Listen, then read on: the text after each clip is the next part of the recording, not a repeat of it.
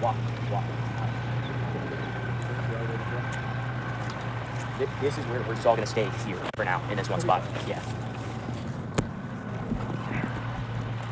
You know how far they're going down? He's right here. He's going to stay right there. That's it. Back up. And then as soon as he starts to move,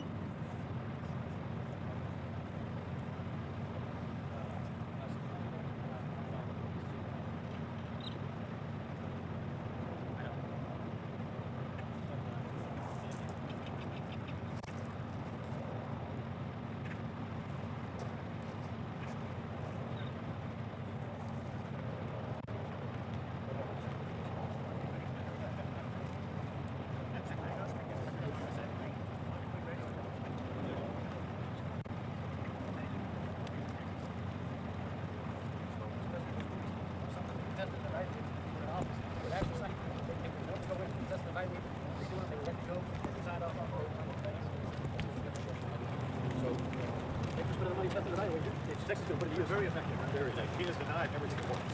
If it works, he gets it. You're right.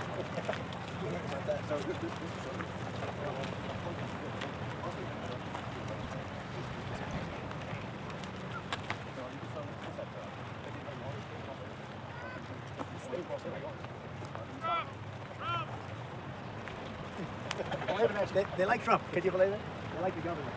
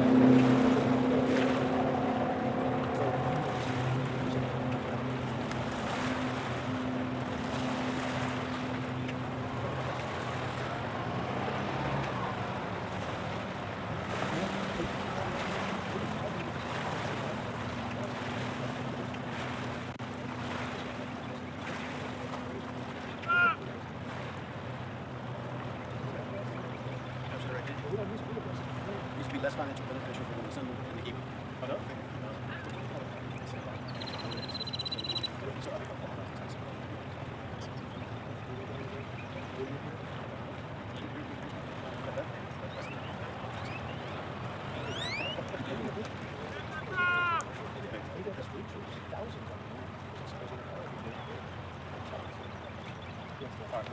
All right, guys, go. Go, take your breath, go. I know. Come on, guys. I got it. I got it. You got all this business. I got it. Stills with me. Cool, go, Joey. Cool, go, Joey. On the move. Sorry, I got that back today.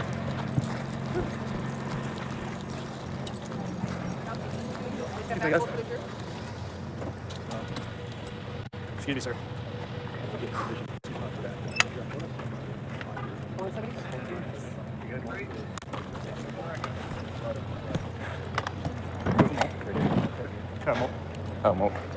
Well, this. Right here. What's right here? Fine. Here.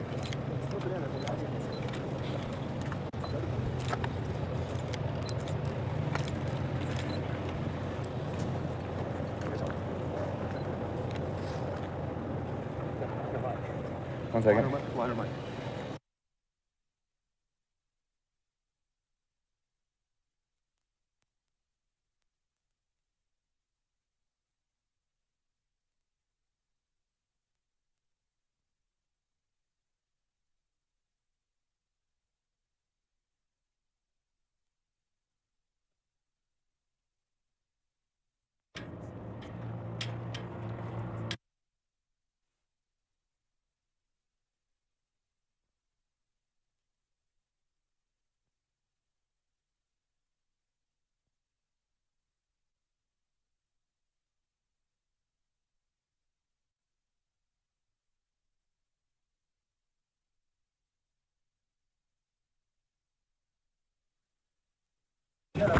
If you look at Arizona, they haven't done anything there.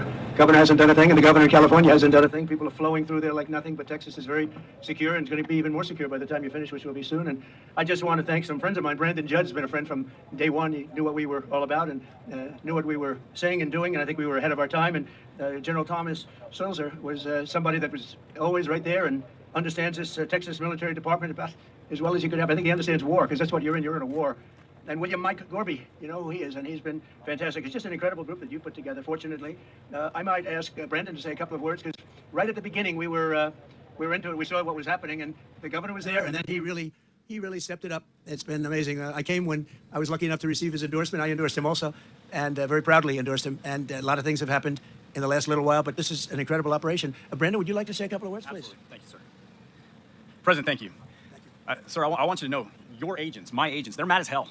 Absolutely mad that President Biden went to Brownsville, Texas, rather than going to Arizona, rather than going to San Diego, California, rather than coming to Eagle Pass, Texas, which has been the epicenter. What President Trump has seen right here is he's seen how his policies have worked, but he's also seen how he can expand upon those policies once he goes back into the White House. He has seen how Governor Abbott has been able to use his policies to secure this specific area, the epicenter of the last 2 years of the illegal border crisis that we have had to endure. And your agents, President, they are pissed. Border Patrol agents are upset that we cannot get the proper policy that is necessary to protect human life, to protect American citizens, to protect the people that are crossing the border illegally. We want to protect them as well. And we can't do that because President Biden's policies continue to invite people across here. Thank goodness we have a governor like Governor Abbott. Thank goodness we have somebody that's willing to run for President of the United States, forgo everything else that he's been doing to serve the American people. President, thank you. The reports have come out, and we've been covering them, and everybody's been, and I spoke to the parents of an incredible young lady, and you saw her the other day. You saw what happened the other day in Georgia, and the parents are devastated. They're incredible people. But this is a Joe Biden invasion. This is a Biden invasion over the past 3 years. I call him Crooked Joe because he's crooked. He's a terrible president, the worst president our country's ever had, probably the most incompetent president we've ever had. But it's allowing thousands and thousands of people to come in from China, Iran, Yemen, the Congo, Syria, and a lot of other nations. Many nations are not very friendly to us. He's transported the entire columns of fighting-aged men, and they're all at a certain age, and you look at them and say, they look like warriors to me. Something's going on. It's bad. Now the United States is being overrun by the Biden migrant crime. It's a new form of vicious violation to our country. It's migrant crime. We call it Biden migrant crime, but that's a little bit long, so we'll just leave it. But every time you hear the term migrant crime, you know where that comes from. Allowing thousands and thousands and actually millions and millions of people to come. Could be 15 million, could be 18 million by the time he gets out of office, because hopefully the biggest risk we have is 9 months. That's a long time. Right. A lot of bad things can happen. As I always say, in speeches and rallies, it's if you take the 10 worst presidents in the history of our country, you added them all up, all of the problems, all of the lousy jobs they've done, you can add them all up. It's not as bad as this one man has done for our country. What he's done to our country is he's destroying our country. We were just talking before. The general was saying, he can't believe what's happening. He can't believe it. It's so sad. Last year, almost half of all ICE arrests were criminal aliens charged for more than 33,000 assaults, 3,000 robberies, 6,900 burglaries, 7,500 weapons crimes. This is all migrant crime. 4,300 sex crimes, 1,600 kidnappings, and 1,700 homicides and murders. These are the people that are coming into our country. And they're coming from jails, and they're coming from prisons, and they're coming from mental institutions, and they're coming from insane asylums, and they're terrorists. They're being let into our country. And it's horrible. It's horrible. And, I know many of the leaders of these other countries that are doing it, and it's not just South America, it's all over the world. The Congo, a very big population coming in from jails from the Congo. You look at the jails now, you take a look at the jails throughout the region, but more importantly, throughout the world. They're emptying out because they're dumping them into the United States. And these guys try and make like, oh, isn't it wonderful? They don't have a clue. I think they're looking for votes. They're looking for something. Nobody's really been able to tell me how anybody could want it. You're always in business. You always want to understand the other side. You want to figure it out so you can do something that's good or bad, depending on what you're looking for. But nobody can explain to me, because everybody I speak to says how horrible it is. Nobody can explain to me how allowing millions of people from places unknown, from countries unknown, who don't speak languages. We have languages coming into our country. We have nobody that even speaks those languages. They're truly foreign languages. Nobody speaks them. And they're pouring into our country, and they're bringing with them tremendous problems, including medical problems. As you know, we had Title II, and we had different things to solve that problem, but they've terminated all of that. Even the judge couldn't believe it. The judge said, no, you can't do that. It would be horrible to do that. And he let it go. But he said in 6 months it expires. And it expired, and that's it. So I just think you're doing an incredible job. Just 1 week ago, a beautiful 22-year-old nursing student from Georgia was barbarically attacked, almost unrecognizable, while she was out on her morning run. She was a morning run. She was doing keep herself in shape. She was a beautiful young woman. She was a great person, best nursing student there was. I spoke to her parents yesterday. They're incredible people. They're devastated beyond belief. But she was beautiful, just so beautiful in so many ways, and brutally assaulted, horrifically beaten, kidnapped, and savagely murdered. The monster that charged in the death is an illegal alien migrant who was led into our country and released into our communities by crooked Joe Biden. He's crooked. I took the name away from Hillary because she's no longer relevant, I guess. She was terrible, but what he is doing is just unbelievable. Joe Biden will never say Laken Riley's name, but we will say it, and we will remember it. We're not going to forget her. It's been just a horrible story that we've had to live with for the last few days. It's hard to believe. And her parents are they can never be the same. Great people. Just 4 days ago, an illegal alien in Louisiana was arrested for brutally raping a 14-year-old girl while holding a knife to her throat. And he then allegedly robbed a man who was getting out of his car in front of his home and repeatedly stabbed him in the face, in the back, in the face many, many times before police found this person standing in the middle of a street, all covered with blood, standing over the blood of the man he was attacking. Last year, a sadistic illegal alien criminal who was released into our country by Joe Biden was arrested for raping an 11-year-old girl and strangling her to death in Pasadena, Texas. And shortly before she was murdered, she texted her father that someone was knocking at the door. He arrived home from work and found his daughter's body stuffed in a laundry basket underneath the bed. Horrible. Crooked Joe is the blood of countless innocent victims. It's so many stories to tell, so many horrible stories. 3 years ago, we had the most secure border in history. Brandon was saying it. The general was saying it. We had the most secure border, and people weren't coming because they knew they weren't going to get in. And we weren't promising free education, free medical, free everything. I mean, all the promises that are made. No wonder they come. I mean, you look at what this Governor Newsom from California, isn't that his name, Newsom? What he's done to California is unbelievable. People are pouring in. They think they're going to get medical aid. And our soldiers, our vets aren't being taken care of. But people that come into our country illegally are. We ended catch and release. We built 571 miles of border wall, much more than I promised I'd build. And in addition, we purchased another 200 miles. And they sold that, much of it for 5 cents on the dollar. And it's the best wall, the same wall that you're using, because the governor's now building a lot of wall also. And it works. Walls work. Walls and wheels, I always said. It's one thing never gets obsolete, a wall and a wheel. Everything else is obsolete about 2 weeks after you come up with it. And we got Mexico to give us 28,000 soldiers to take care of our border. We had the safest border in the history of our country. And now, outside of this area where Texas has done an amazing job, and in a pretty short period of time, they're going to have it all covered. They have just been incredible. The operation that they showed me is nothing less than incredible. And I'll say this, it's a military operation. I mean, we have this is like a war. It's a military operation. So we had remain in Mexico. Remember that? You can't come into our country, and Mexico agreed to it. And I'll tell you something, I'll tell you why. Safe third agreements, asylum bans, Title 42, and rapid removals. But Title 42 was so important, rapid removal so important. But the best was remain in Mexico. You stay in Mexico. We had catch and release in Mexico. We had catch before that. It was catch and release a criminal, and they released him in the United States. We had no more catch and release. Our catch and release was we released him in Mexico. And if you broke the law, we caught you, we deported you, or we did something else.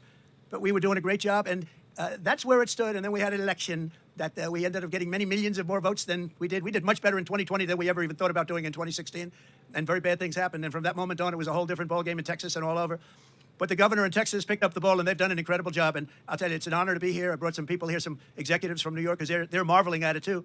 And You're doing your job. Now we have to find out what's going on the side, each side, because Arizona's not doing their job. You have a Democrat, liberal, or more than that, governor that probably doesn't want to do anything. So people are just pouring in through Arizona, and they're pouring in through the beautiful state, the once beautiful state, still beautiful, I guess, but they have a lot of crime and a lot of problems, California, because the governor's not doing his job in California. He's doing a terrible job. He talks a good game. You know, he talks about how wonderful things are, but he's wrong. And they have a big outflow of people that pay taxes, people that don't commit crime. They're leaving. A lot of them are leaving. So I just want to thank the governor. I want to thank this incredible group of talent behind me. And we just went through something very, very special. We did a tour, and we did it through all sorts of cameras. They're all over the place. I don't know. They're in the sky. They're in satellites. They're on the top of those light poles. They're all over the place. And you really have it done. And I'm very appreciative of it, Governor. You did a great job, and you're my friend. And it's an honor to have your support and your endorsement. And likewise, me to you. Thank you very much. Great to be here. Thank you. Well, first of all, thank you, President Trump, for being back in Texas. You being here shows that today is a day of an extraordinary contrast. We have President Trump back in the state of Texas, literally on the border itself, a place that he's been to many times, talking about all the things that he's done to secure the border. At the very same time, we have President Biden down in Brownsville, Texas, which was an obligatory visit by him. He'd never been to the border. In fact, I don't think he's on the border itself right now. He's in some sanitized location in the Brownsville area, not seeing the razor wire that Texas has put up around Brownsville. And he announced that he was going to Brownsville after it was already known that President Trump was coming to the state of Texas. It just goes to show that Biden does not care about either Texas or the border and what's going on. As a result, you see a disaster. The United States of America is dealing with more deadly consequences than we have in our entire lifetime because of Joe Biden's policies on the border. And it did not have to be this way. As President Trump just talked, there were 4 policies that he put in place that led to the lowest illegal border crossings in about 4 decades. The end of catch and release, the Title 42 policy, the Remain in Mexico policy, and building the border wall. All Joe Biden had to do to secure the border was to keep in place what President Trump put in place in the first place. But instead, what Joe Biden did, he signed executive orders eliminating all of the effective policies that President Trump put in place. And then Joe Biden did something even worse. Joe Biden lied to America when he told America that he needed Congress to pass laws for him to be able to do something about the border. Because there are 3 laws that Congress has already passed that are on the books right now that Biden could and should enforce. One is a law that requires the Biden administration to deny illegal entry into the United States, like what Texas is doing right here and like what President Trump did. He's not denying illegal entry. President Biden is aiding and abetting illegal entry. The second law requires the president's administration to detain anybody who does get here illegally. Biden is not detaining them. He's releasing them across the entire country. The third law that Congress already has on the books is a law that requires the Biden administration to build border barriers like what Texas has built, like what President Trump has built. And Biden not only is not building any borders, Biden is using every tool that he can to tear down the borders that Texas is putting up in our state.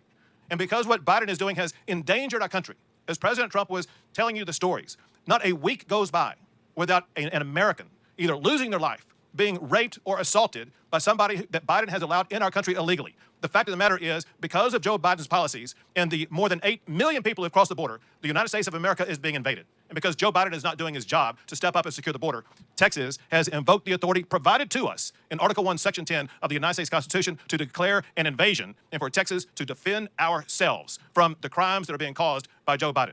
Very quickly, here's what Texas is doing. Texas is the only state in the history of America to build our own border wall. And we did not reinvent the wheel. We're just building the very same wall that President Trump put up. Second, we deployed those big orange buoys into the Rio Grande that are effective at denying illegal entry. And Joe Biden filed a lawsuit to try to put a stop to it. Even though that lawsuit is stopping in the courts right now, those buoys remain in the Rio Grande River as we speak right now. The third thing is we have tremendous members of the Texas National Guard led by General Seltzer. And General, thank you. And also I want to take this time to thank Martin Freeman from the Texas Department of Public Safety and Mike Banks, where we have our own border czar. Mike Banks has spent more time as the Texas border czar in one day than the United States border czar has spent in her entire tenure. And I want to thank Mike Banks for his job as a former Border Patrol agent and now as the Texas border czar.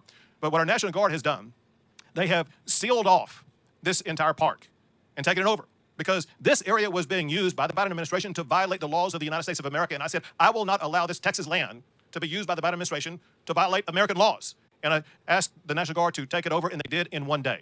But this is the important fact. Since they took it over, the number of people that used to come across the border before were 3,000, 4,000, sometimes 5,000 people a day. Now, since this park has been taken over and wired shut, there is, on average, about 6 or 7 people coming across a day. Most of them are in violation of state law for trespassing, and they are arrested when they come into this park. And so for all practical purposes, this part of the border is sealed. Same goes for where Joe Biden is right now. Where Joe Biden is on the night that Joe Biden lifted Title 42. Brownsville, Texas was ground zero where people were crossing across the border illegally. And immediately, the Texas National Guard wired that shut. So an area during the time of Joe Biden, before Title 42 was, or when Title 42 was lifted, there were thousands of people coming across the border. Now there is, on average, about 14 people crossing the border in that area. And that's because the Texas National Guard has wired it shut. Because we are having to do so much to secure our border, that's exactly why 5 miles south of here, Texas has now launched its own Texas National Guard military base that will house 2,300 Texas National Guard. So they will be able to more swiftly and more effectively continue to secure our border. And the last thing I'll say is this. Unless and until Joe Biden steps up and does his job, that he has the power to do already to enforce the laws of the United States of America, Texas will continue to bus those migrants to sanctuary cities all across the United States of America. But I am very thankful for the model set by President Trump. President Trump showed that when he was in office, he was able to secure the border.